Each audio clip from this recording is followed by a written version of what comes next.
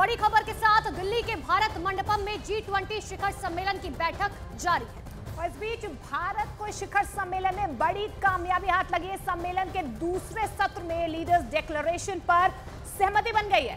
प्रधानमंत्री नरेंद्र मोदी ने खुद इसका ऐलान किया। उन्होंने कहा कि हमारी टीम की कठिन मेहनत और आप सबके सहयोग से G20 लीडर्स डिक्लेरेशन पर सहमति बनी है।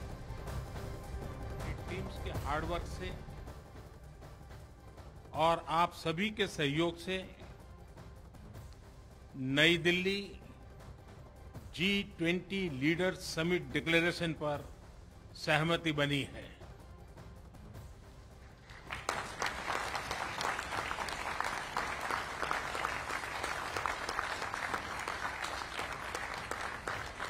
मेरा प्रस्ताव है कि इस लीडर्स डिक्लेरेशन को भी एडॉप्ट किया जाए।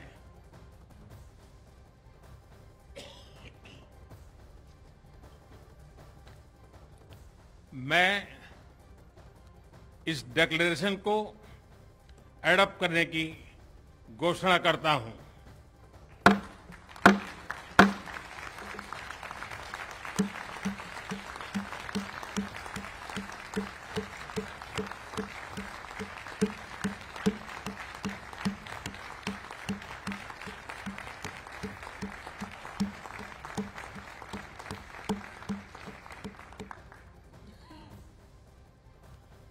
इस अवसर पर मैं हमारे मंत्रीगण, शेरपा और सभी अधिकारियों का हृदय से अभिनंदन करता हूं, जिन्होंने अथाक परिश्रम करके इसे सार्थक किया है और इसलिए वे सभी अभिनंदन के अधिकारी हैं। मैं अब मीडिया से मित्रों को रिक्वेस्ट कर रहा हूं कि अगर आप इजाजत दें तो हम आगे का काम करना चाहते हैं। आप सभागृह से बाहर जा सकते हैं।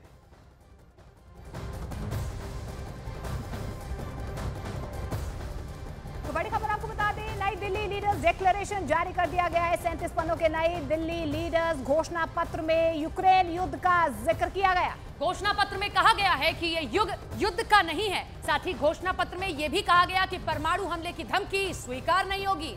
बड़ी जानकारी आपको दे रहे हैं। नई दिल्ली लीडर्स डिक्लेरेशन पर आखिरकार सहमति बन गई है। 37 पन्नों का ये नई दिल्ली डिक्लेरेशन जारी किया गया है, जिसमें किन किन बातों का जिक्र किया गया। एक बार फिर से आपको बता दें, यूक्रेन युद्ध का जिक्र किया गया है, साथ ही आतंकवाद का जिक्र किया गया और ये कहा गया है कि ये युद्ध का नहीं है, जिसका जिक्र हमेशा से पीएम मोदी करते आए हैं। देखिए, आप साफ तौर पर जब शुरुआत G20 की हुई थी तो प्रधानमंत्री नरेंद्र मोदी ने एक टोन सेट की थी। वो यही टोन थी कि विश्वास के साथ, मानव कल्याण के साथ आगे बढ़ना होगा। युद्ध का इस युग में कोई भी जगह नहीं है और इसी बात का जिक्र इस डिक्लेरेशन में भी किया गया है। आतंकवाद का जिक्र हुआ है।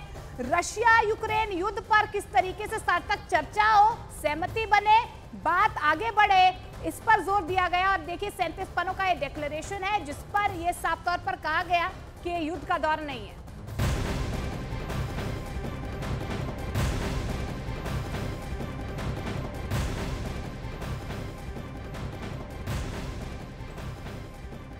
सफलतापूर्वक G20 का सम्मेलन नई दिल्ली में देखिए आयोजित किया जा रहा है, जिसमें सबसे बड़ी भूमिका प्रधानमंत्री नरेंद्र मोदी की है। अर्जेंटीना के राष्ट्रपति ने भी भारत के प्रधानमंत्री नरेंद्र मोदी की जमकर इस बाबत तारीफ की है। जी हाँ, अल्बर्टो फर्नांडिस ने कहा कि नरेंद्र मोदी को पूरी दुनिया जानती है और उनकी सराहना करती है। उन्होंने कहा कि यूक्रेन युद्ध के बीच भारत ने G20 सम्मेलन की शानदार मेजबानी की है।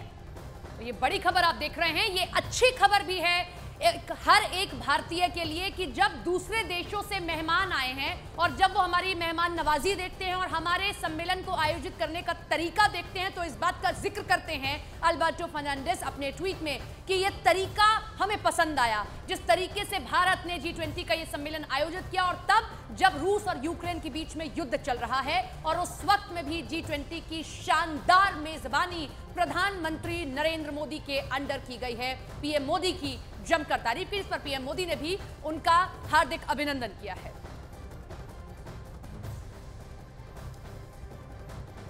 तो तो बड़ी जानकारी इस वक्त की आपको दे रहे हैं। अर्जेंटीना के प्रधानमंत्री ने तारीफ की है, लेकिन इन सब के बीच में सबसे महत्वपूर्ण बात यह है और सबसे बड़ी खबर यह है कि नई दिल्ली लीडर्स डिक्लेरेशन जारी कर दिया गया है। 37 पन्नों के नई दिल्ली लीडर्स घोषणा पत्र में यूक्रेन युद्ध का भी जिक्र किया गया है। देखिए, घोषणा पत्र में साफ तौर पर कहा गया है ये युद्ध का नहीं है। साथ ही घोषणा पत्र में यह भी कहा गया है कि परमाणु हमले की धमकी स्वीकार्य नहीं होगी। तो देखिए, जो उस हॉल के अंदर चर्चा हुई उसी को कहा जा रहा है कि ये न्यू दिल्ली डिक्लेरेशन है, यानी कि जो अंदर खास मेहमान मौजूद थे, अलग अलग देशों के जो लीडर्स आए हुए थे, उनकी ओर से ये सहमति आमतौर पर बनी है, डिक्लेयर कर दिया गया है नई दिल्ली लीडर्स डिक्लेरेशन में कि ये जो युग है ये युद्ध का युग नहीं है। आपको टेबल पर आकर बातचीत करनी ही होगी। और देखिए, दोनों ही देशों को कुछ ना कुछ संदेश दिया गया है। अगर यूक्रेन के लिए कहा गया तो दूसरी तरफ रूस के लिए भी कहीं ना कहीं संकेत दिए गए हैं कि परमाणु युद्ध की कोई भी धमकी दे रहा है वो ठीक नहीं है, क्योंकि इससे आम व्यक्ति को सबसे बड़ी दिक्कत होगी। और G20 का मकसद ही यही है, वन अर्थ, वन फैमिली और वन फ्यूचर। और फ्यूचर यही कहता है कि आप अगर परमाणु युद्ध की धमकी देते हैं, परमाणु युद्ध की बात करेंगे तो आप आने वाली पीढ़ी को क्या दे रहे हैं, क्या भविष्य गढ़ रहे हैं, इस पर बात होनी चाहिए। तो परमाणु हमले के साथ साथ आतंकवाद का जिक्र किया गया है। बार बार प्रधानमंत्री नरेंद्र मोदी सिर्फ हिंदुस्तान में नहीं, वैश्विक स्तर पर यह बात कह चुके हैं कि आतंकवाद कतई बर्दाश्त नहीं किया जाएगा। Like weapons, so I think these are concerns. So within the G20, I think these conversations are quite helpful, but obviously in terms of policy action, they will be carried into their particular mechanisms and forums which focus on the issue. With regard to the to the comparison with the Bali Declaration, I would only say Bali was Bali and New Delhi is New Delhi. I mean, Bali was a year ago. The context, the situation was different. Many things have happened since then. And in fact, if you see in the geopolitical segment of the Leaders' Declaration, there are in totality 8 paragraphs, 7 of which actually focus on the Ukraine issue.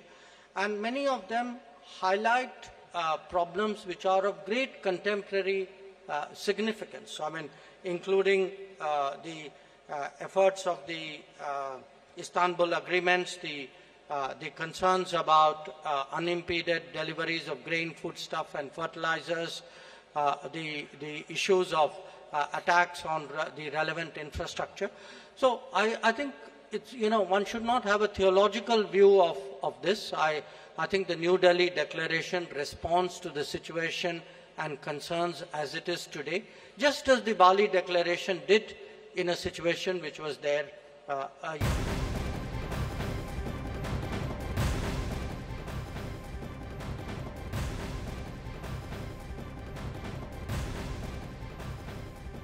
तो बड़ी जानकारी इस वक्त की आपको दे रहे हैं। दिल्ली के भारत मंडपम में G20 शिखर सम्मेलन की बैठक लगातार जारी और इसी बीच भारत को इस शिखर सम्मेलन में बड़ी कामयाबी मिली है। तो देखिए, सम्मेलन के दूसरे दिन दूसरे सत्र में लीडर्स डिक्लेरेशन पर सहमति बन गई है। प्रधानमंत्री नरेंद्र मोदी ने खुद इसका ऐलान किया है।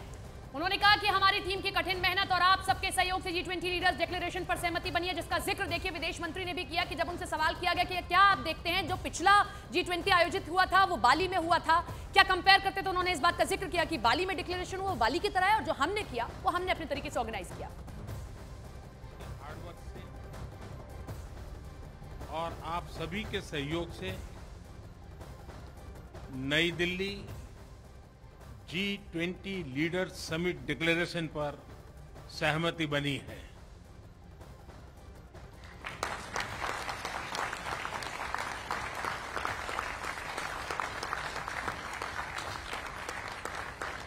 मेरा प्रस्ताव है कि इस लीडर्स डिक्लेरेशन को भी एडॉप्ट किया जाए।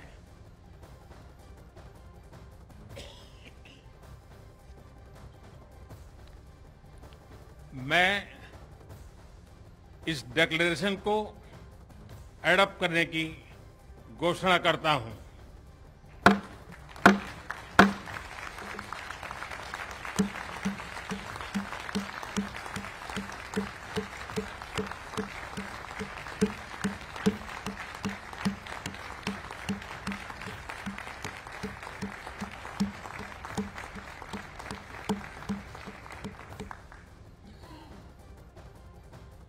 इस अवसर पर मैं हमारे मंत्रीगण, शेरपा और सभी अधिकारियों का हृदय से अभिनंदन करता हूं, जिन्होंने अथाक परिश्रम करके इसे सार्थक किया है और इसलिए वे सभी अभिनंदन के अधिकारी हैं।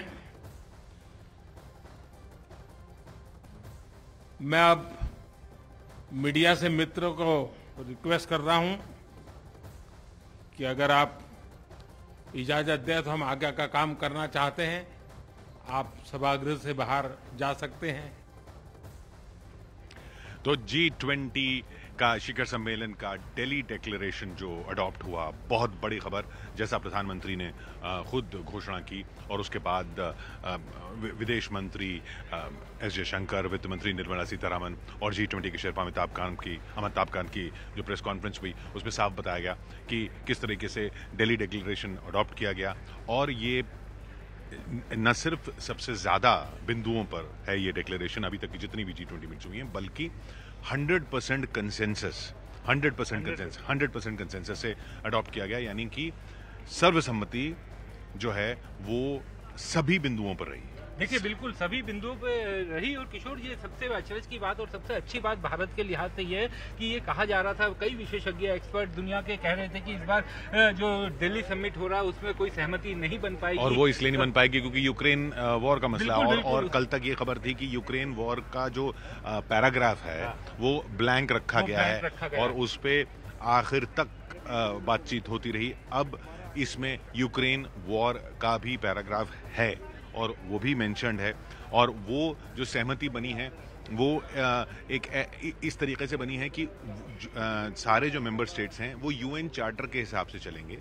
यूएन चार्टर में जैसा है कि कोई भी फोर्स यूज करके या जो है बल के दम पर किसी भी दूसरी स्टेट की टेरिटोरियल इंटेग्रिटी को नहीं छेड़ सकता है, और यूज ऑफ न्यूक्लियर वेपन्स जो है वो इनएडमिसिबल है। बिल्कुल, चूंकि ये पहले से ही कयास लगाए जा रहे थे कि इस तरीके का चीज़ हो सकती है। हालांकि कई सारे ये बात जरूर कही गई कि शायद इसमें डिक्लेरेशन ना हो, और एक बार डिक्लेरेशन नहीं हुआ तो ये फेल माना जाएगा।